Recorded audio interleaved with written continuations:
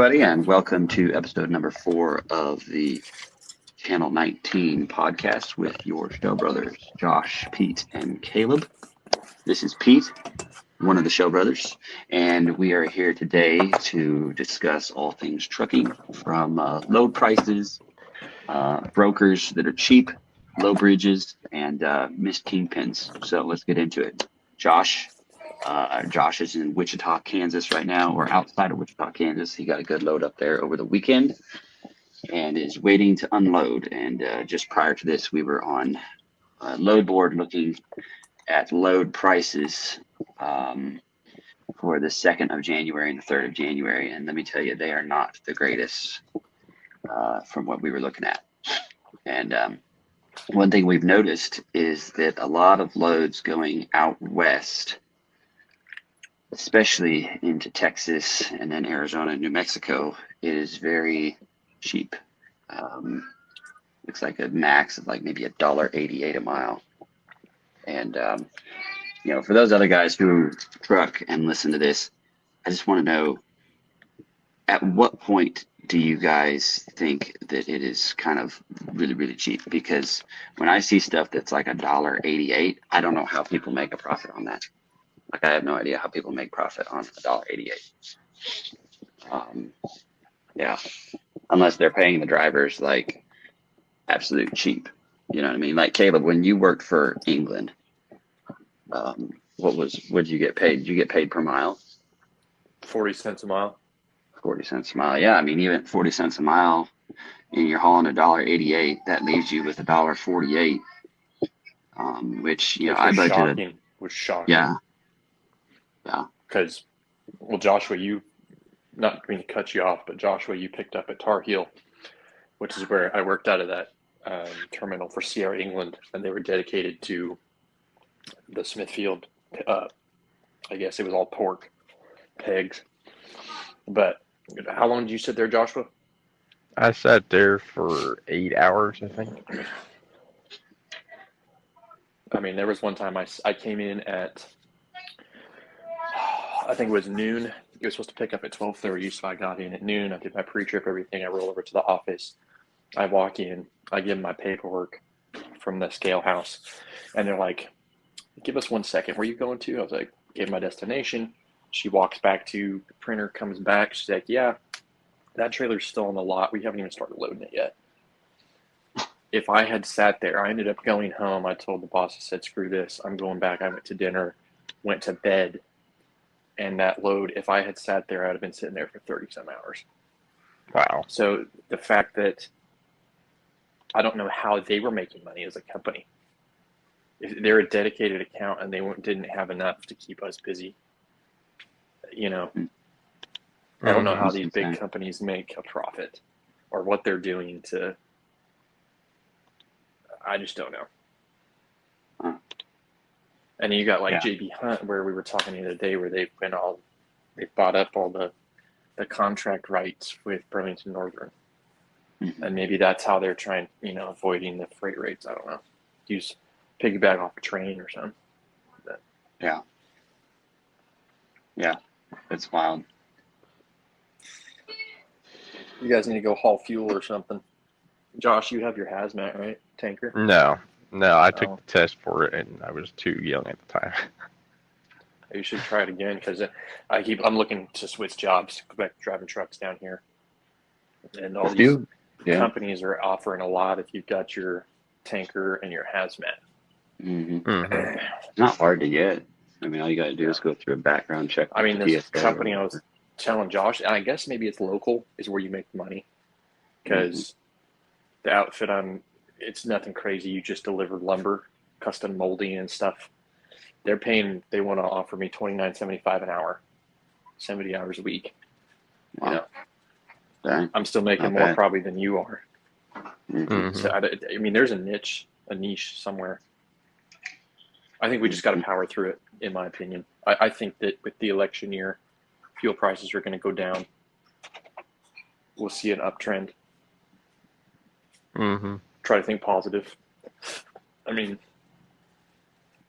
what do you guys think?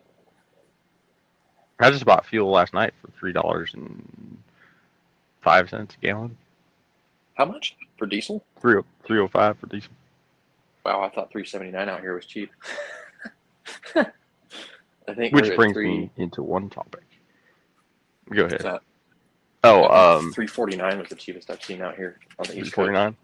Well, okay, so I have a secret that maybe some of you don't know about. It's called the Mudflap app, and they have a deal. I have no idea how it works, but they have it's probably a wholesale deal or something worked out with a lot of your lower, not so mainstream truck stops, such as Speedway, Come and Go, Casey's, what do you call that? A&M. The ones that kind of stay away from the mainstream interstates. Yeah, sort of. And usually the smaller ones with no truck parking and stuff.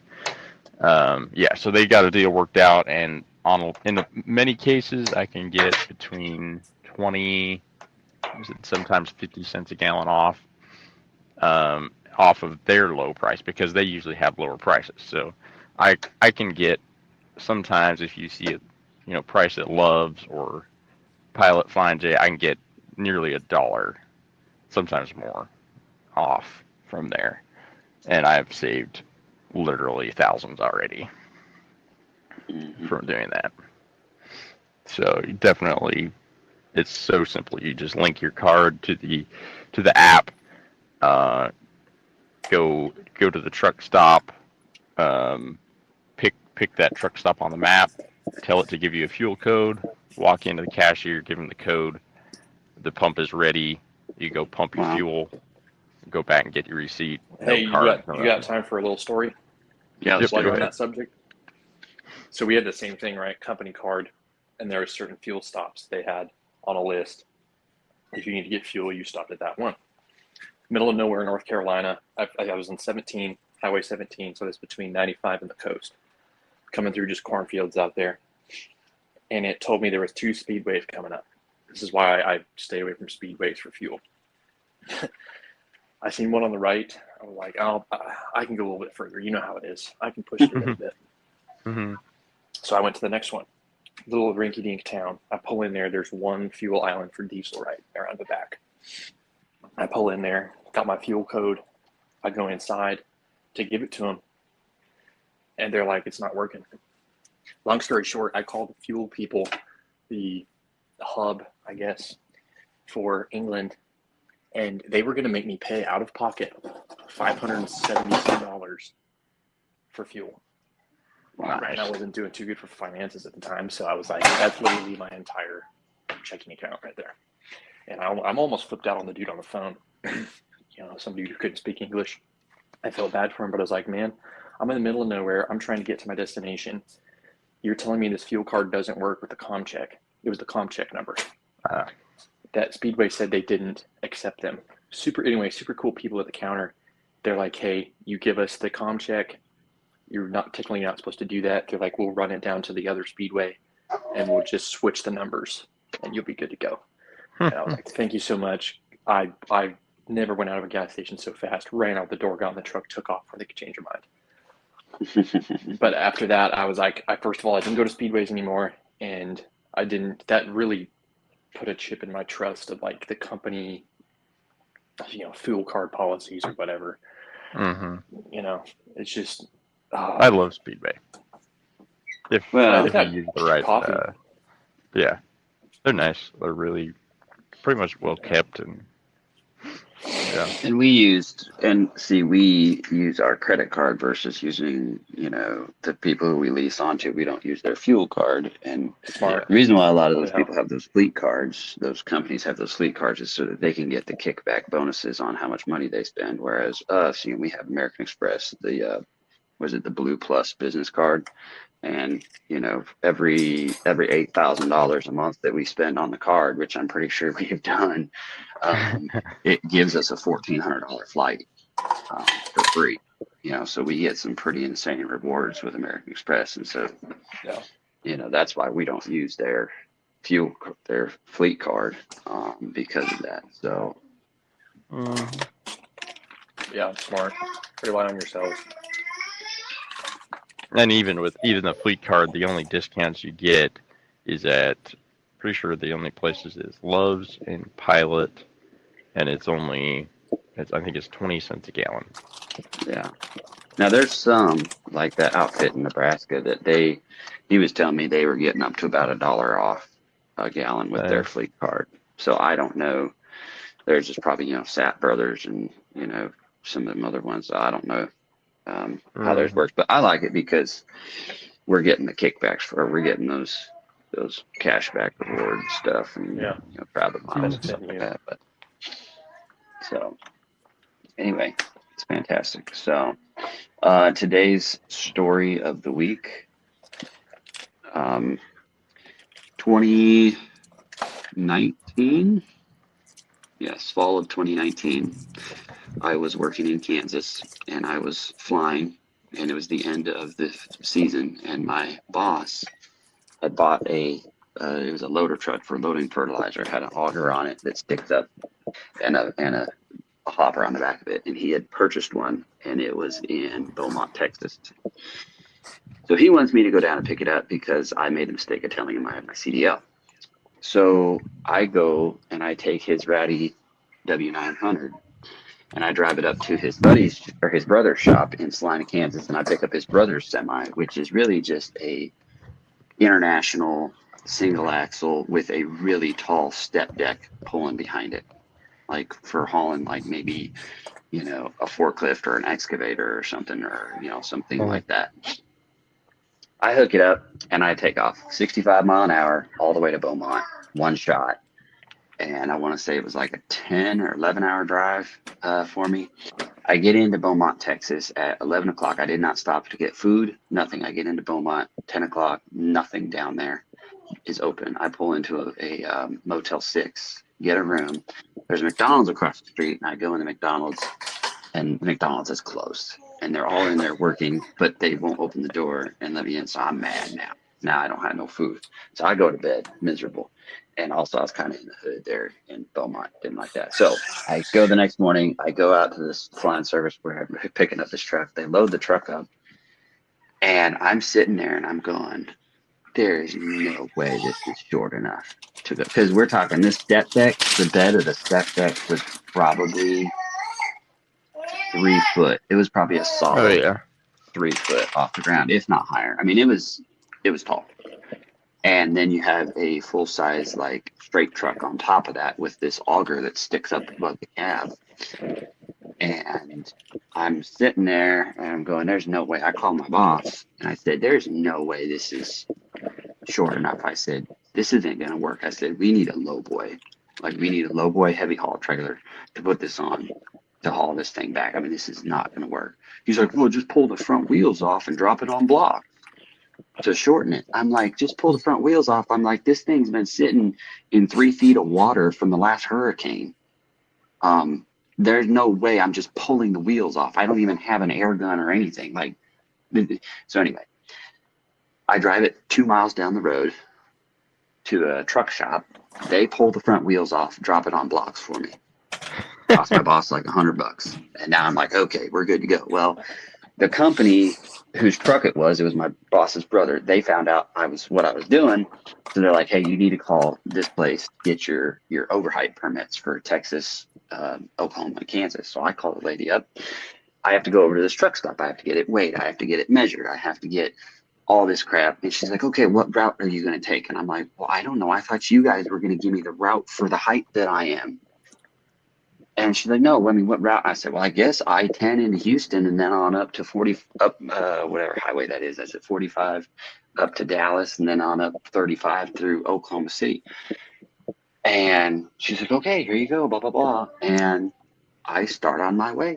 I get me a little bit of food at the gas station. I start on my way into Houston. And I'm running along here and I know I'm tall. Like you can see it. I mean, I'm tall. And I'm running. I'm like, this is not going to work. And I measured it, and I want to say originally I was at 16 feet. And then once we dropped it, I think we were at like upper 13. Like, yeah, we were upper 13. You were at 16 feet.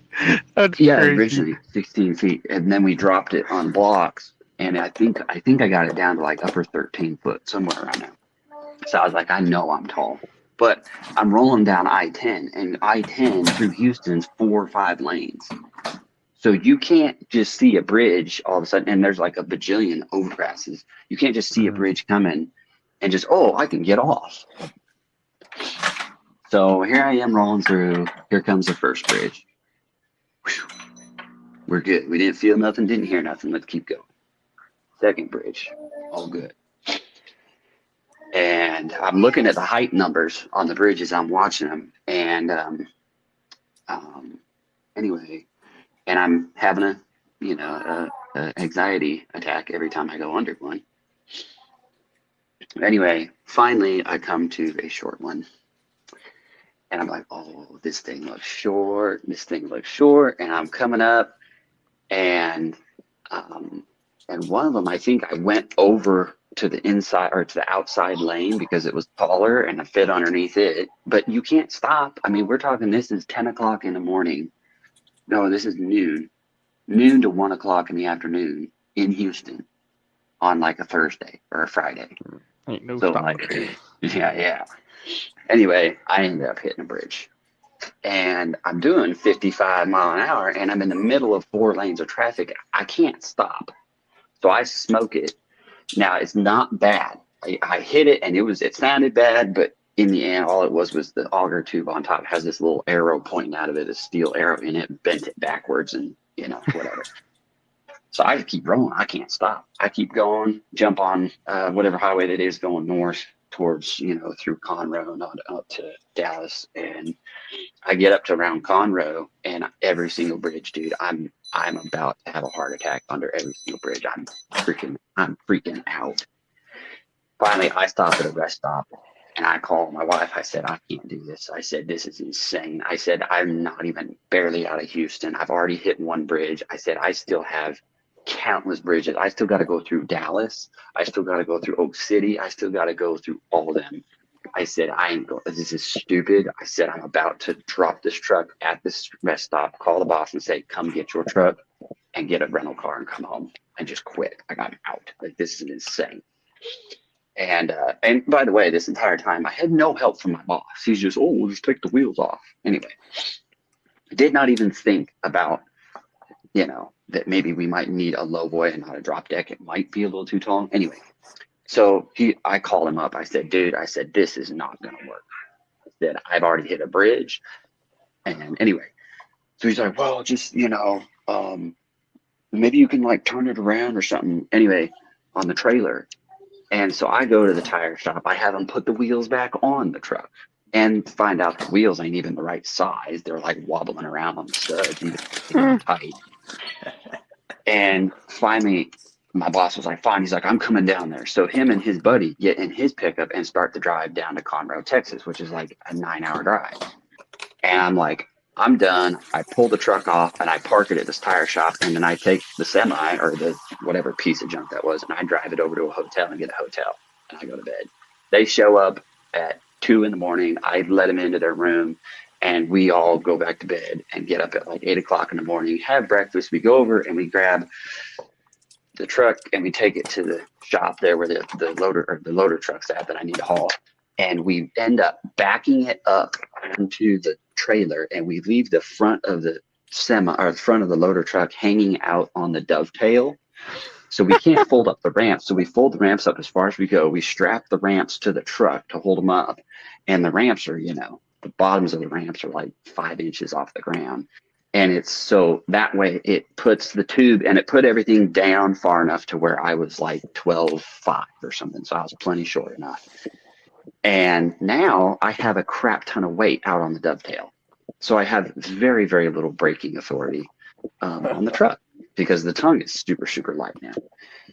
Anyway, so here we go. We start the truck. We make it about an hour down the road. I stop to get fuel. They're following me, and they pull in. They're like, well, looks like you got it. We're going to go on and take off 80 mile an hour, headed back up to Kansas. And here I am stuck way down here north of Houston, and I got to get home.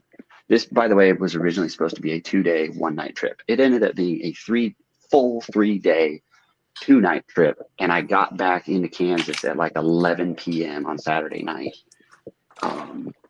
After trucking that thing the rest of the way up through Dallas and Oak City and on up into, through Wichita. It was insane. It was absolutely insane. And it was very, very miserable. And then the next spring in my review of my pilot review, by the way, my employee review as a pilot, they brought that up and said that I was not a team player because of that incident. And I'm not, okay. So anyway, that's my story. Wow. Okay. Getting all worked up there, huh? Yeah, that was pretty bad. Yeah, that would make anybody a little on edge. Working for a bad boss shows you how to be a good boss. Yep. Yeah. All right, I have a question for everybody. What in the world do they put black lights on street lights? That's a on conspiracy intersections. theory. Why? What in the world does it do? I'm not sure. What do you mean black lights? Literal black lights. Have you noticed those No. purple? Sometimes you run into these purple, usually at intersections, they're black lights. Oh, the place I work right now, the entire parking lot, they don't have security lights. They have those. Yeah, so what in the world? What's the purpose? I guess it's easier on the eyes now or something. So like, I don't know. I guess if there's like residential or people trying to sleep, they're not bothered by freaking, security lights are kind of annoying when you're trying to sleep. It's just in the wind, I guess, I don't know. A new, hold my hand, complain about everything society we live in. Mm-hmm. Everything's about convenience now. And, anyway. I guess that's possible. I guess. Yeah. Peter, you got to roll? No, actually, I postponed my next call, or my next meeting to 5, so we're good. Okay. Nice. Yeah, I'll tell my tanker story next time, maybe. Yeah, that's a good one. That's insane. So we over the Christmas break made it back from the East Coast, and we did a lot of work on the Peterbilt. There was quite a few things to get caught up on. We had a cracked cross member right behind the fifth wheel, and so we already had one ordered. The one we ordered, it was the right dimensions and everything. I ordered it online. It was new, and it was made out of aluminum. So the actual crossmember piece was aluminum, and then the brackets on the end were steel. So it was a lot lighter. I liked it, but it was riveted together, and in order to put it on the truck, we had to take the brackets off. So cut the rivets. But it worked out good, and got her on. Getting the bolts off the truck was the hardest. They were pretty rusty. Had to cut several of them. So were these issues that you didn't catch when you bought the truck, or this has happened from use? I did not catch that, and I should have.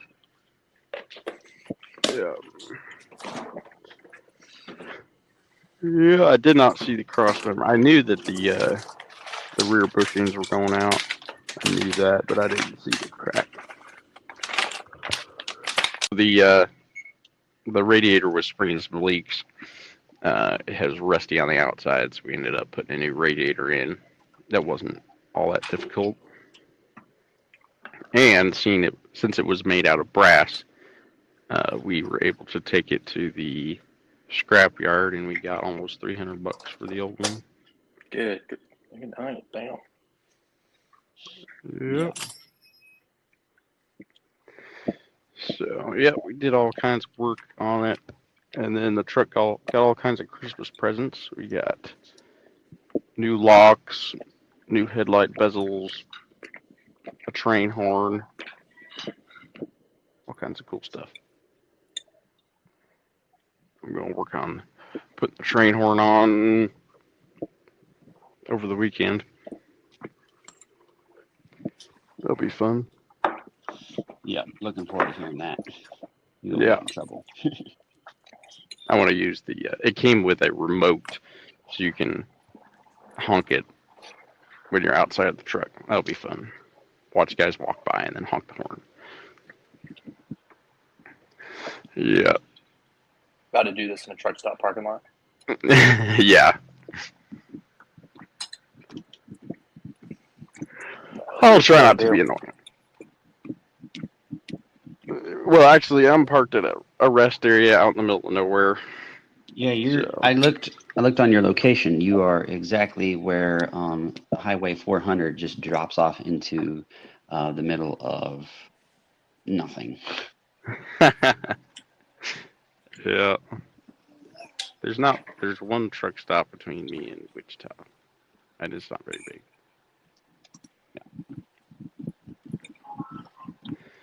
Yeah. It was sure a nice trip last night. There was nobody out there. Yeah. I bet. End of the year. Mm-hmm. Makes it nice. I came through Joplin last night. Don't stop at a Casey's during the night. Why? I didn't know. This one was closed. Oh, yeah. Did they close? Did most of them close it at night? Yeah, I don't know if any of them are 24/7. I didn't know that. Yeah. Now I do. Yeah. Well, they're all like a franchise, so you'll have like those local people that own it, and Mm-hmm. they'll go home at 10 o'clock. So. Yeah. Yep. Yep. Now I know. Yep. Yeah.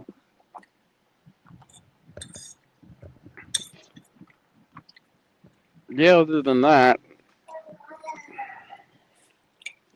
I Nothing guess new happening this week, huh? Yeah. Let's see. We also had the wheel seal. We took it to the shop after I got done tearing through it. I ended up replacing.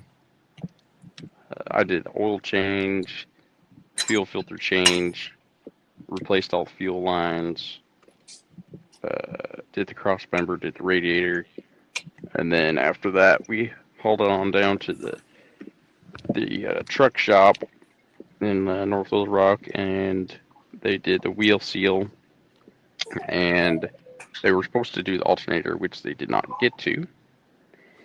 They didn't do the alternator? Nope. And then they did get to the hood mounts. The hood mounts were getting pretty worn out, so they put new hood mounts on. I wish they would have not worried about the hood mounts and put the alternator in, but it'd be fine. Well, Where's the alternator on the 12.7? It depends. On this one, like, there's all kinds of different configurations. On this one, it's on the passenger side, upper right, and it has its own. It has one belt down to a accessory drive, so it doesn't have a serpentine belt. It's all V belts. All right. You guys still there? Yeah. Yep. Okay.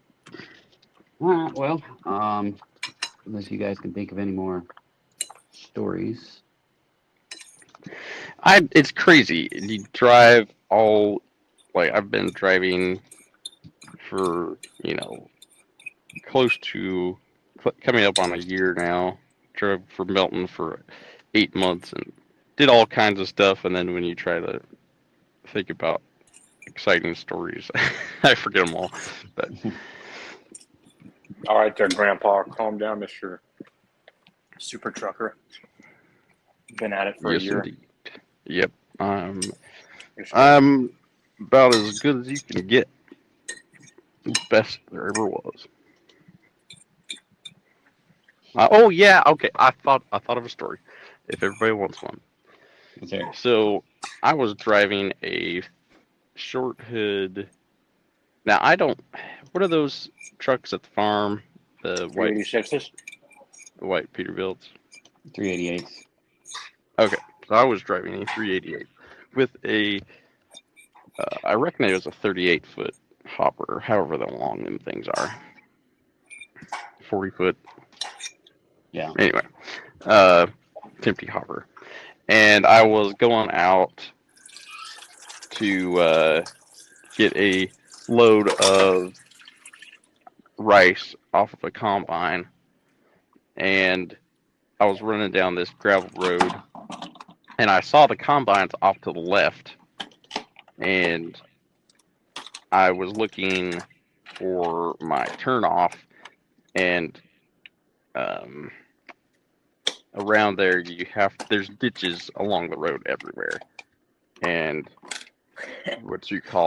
and you turn off on what they call a turn row, which is basically just the high point between both fields, and you drive down them. There's usually not very much room. They're not very wide, so trying to turn off the road onto them is sometimes difficult. Anyway, so I missed my turn, and I had to find a place to turn around. I didn't have a lot of experience at the time, and I didn't have enough sense to just go ahead and take a few minutes and roll down the road to, maybe the next highway or something and figure out a good place to turn around. I chose to do a blindside back onto a turn row off of the gravel road, and it was tight. And I was paying attention to the trailer back there, and I was doing everything, getting the trailer in there, not paying attention to my front end. And as the front end was swinging around, it swung off the gravel road and dropped down into a ditch, and it scared the living daylights out of me. And after the hood popped, it twisted the frame so much that it popped the hood up, and I thought I was a goner. I don't remember that story. How'd they get you out? They pulled a grain cart around and. Well, actually, the truck did end up getting totaled, and I got fired. No, just kidding. So I locked the differentials in and pulled myself out. Just backed up and pulled out, and fortunately, it didn't mess anything up, except for I think it got the hood out of adjustment a little bit, but that was fixable. I think I've hit more things than you have. I hit mailboxes when I was delivering concrete. I've hit a couple trailers. Nobody else's trailers. I hit England trailers when I was working for England. Nothing bad though. I never caused any damage, except for the one time I backed into the reefer. Oh yeah, how did that work? I was in a hurry. I had been sitting for almost 18 hours waiting on a load in Northeast Maryland. So I whip in there, bright bobtailing. You're supposed to do 5 miles an hour around the yard. Screw that, just flying around. And I went to back in and lock it in. And I still don't know if it was me that missed it. I think it was me, because when you look in the mirror, you should be able to see about, depending on what truck you have, about 6 inches of the reefer. You're lined up. Mm-hmm. In my case, you put the drives just underneath the edge of the trailer, because the trailer's a little bit wider than a truck. Well, I was off to the left about 6 inches, and the kingpin went around the skid plate and then put the reefer right into the back of the sleeper. Ouch. And to this day, I bet you go into that truck and look at the back wall, and I think you can see because it says Cascadia across the back in the leather, and I swear you can see a little bulge right there. But and the bar where the airline and electrical springs hang from was bent down. And then I just never said anything about it, and nobody ever said anything. I didn't, it was a bad attitude to have. I didn't really care about their trucks. Mm-hmm. They didn't really care about their trucks either, but it is what it is. Mm. And then I was delivering to Smithfield, empty, dropping it empty in the yard. And I packed right into another trailer. You know how you whip in, right? And when you're getting into a narrow spot, or you'll have like trailers stacked up, then you have a gap. And then you're trying to put it in the smaller gap, right? You do the small gap first, which I should use the big gap first. I forgot that there was another trailer there. So I thought I was backing into, end of the day, you're tired, you've been up all day. I thought that was the empty spot. And so, thankfully I wasn't going very fast. It didn't dent the other reefer or nothing, but actually, no, it popped one of the access panels off the other reefer, snapped it back on, parked the trailer, got out of that sucker. That's awesome. Nice. Yeah, it's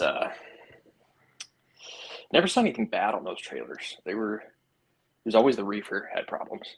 You would get 20 minutes, 30 minutes, 40 minutes down the road, pull off to get fuel, and it'd be blinking red, be defrosting. That was the most annoying crap ever. This one's been pretty good so far. Or you'd just be driving, that the square LED light they'll have, it's either red or green. On the carriers. Yeah. And then all of a sudden you'll look in the mirror and, oh crap, I don't know how long has it been red for? And then you get out of the truck and the temperature is 50 degrees inside. Like, oops. I mean, most of that Smithfield pork is full of chemicals anyway. It's going to kill you if it is. Probably survive just fine. But yeah. Nice. That's great. Well, do you guys want to call it a day for episode number 4? Yep. Yeah. I think we've covered quite a bit. Good deal. All right. Well, I'm going to jump off here, guys. Thank you guys for having me, and hope you guys have a wonderful new year. We will see you next year. Yeah. Absolutely. All right. It's info. Y'all keep trucking. Yep. Bye.